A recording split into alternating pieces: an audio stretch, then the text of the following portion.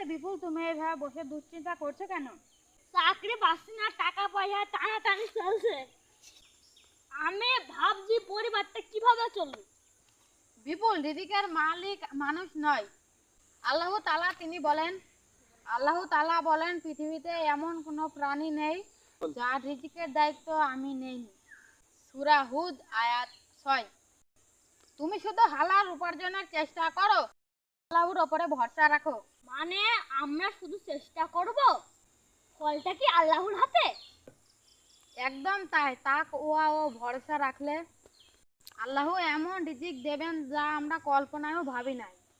আজ থেকে আমি রিজিক নিয়ে আর হতাশ হব না, ইনশাল্লাহ সবে আল্লাহর হাতে। এই হলো আসল ঈমান, আল্লাহর উপরে পূর্ণ ভরসা।